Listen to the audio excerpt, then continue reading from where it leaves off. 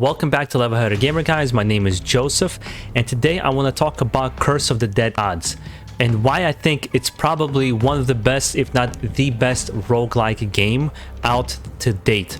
Yes, I think it's better than Hades. I've made it known that I do like Hades, but I think it's a completely overhyped game in comparison to other roguelikes. I understand that people really like the game because it has a really good story for a roguelike, but in terms of gameplay, I think Curse of the Dead Gods wins over every single time. It's also a top-down roguelike, but it focuses on exploring ancient tombs, whether it be Native American or Egyptian or something of the sorts. You just explore different tombs, and it has a lot of interesting mechanics that kind of set it apart that I don't think Hades, in terms of mechanics, really pushed. I think, in my opinion, pushed that envelope, and I could be wrong, but it never pushed the envelope in the same kind of way.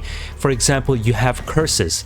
Every single time you enter a room or you get attacked by certain enemies, you get a curse. You get enough curse points on your character, and that's going to give you a permanent curse for the rest of your run that tries to hinder you as you play.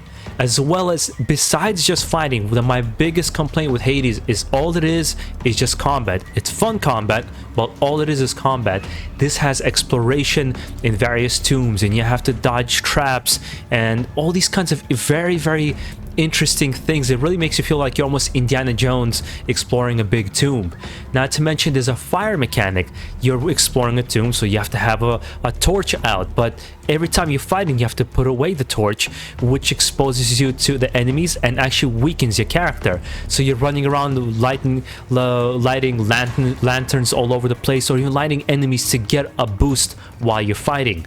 Not to mention there's 11 different weapon types, and it's relegated to 3 buttons that you'll be able to use. So there'll be a fast attack, a ranged attack, and a heavy attack, and they're all relegated by different weapons. So your combo systems you're able to create is much more interesting than Hades.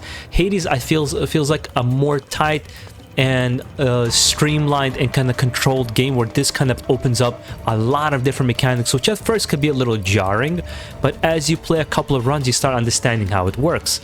But what I also appreciate in Hades, it's a little bit always unclear what you're gonna get. You know what kind of god's boon you're gonna get, or if you're gonna get darkness points or something of the sort. But here you know exactly what you're going for in each room, and it makes it very clear for you. It's like, okay, I know I need gold, or I know I need health, I know where I'm going, what I need to do. And I really appreciate about this game. Not to mention it has a very interesting progression style, where you have to beat everything in levels. There's 3 different temples you're able to explore, and they don't allow you to explore a whole temple at a time. You beat 1 room of each one and defeat the first boss in each section, and it unlocks the next wave. And it's what it does. It unlocks in different waves for you to slowly progress, so it never feels like it's too much. You understand how the game works slowly, and everything's unraveled to you slowly as you near towards the end of the game. Not to mention, I thought in Hades, what I like about Hades, it's very fast and kinetic combat.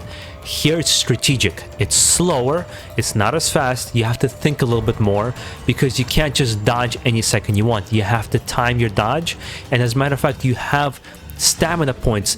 Your stamina points are wasted on using weapons, on dodging, and on blocking. So you have to manage that system a lot better to be able to do some sort of an action, and you could very quickly find yourself in a difficult situation.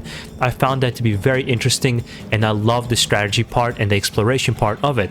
I absolutely think that this is going to be a big game. It's going to blow up, and it's going to just show people how good that Hades is not the end-all be-all, and that Dead Cells is not the end-all be-all. That there's another game who can enter that kind of a realm of roguelikes and absolutely dominate. And I really believe you should be paying attention to this game. I'm going to be doing a lot more videos on this game because I'm right away hooked on it. I'm going to be doing tricks, tips and tricks, and all these kinds of things as I get a better grasp of this game myself. But guys, I should stop talking. You should just go to the store, buy this game, and check it out. Especially now it's on 10% off on Steam. It's the perfect place to get it. If you are looking for a console version, it's literally available on every single platform there is, including Switch.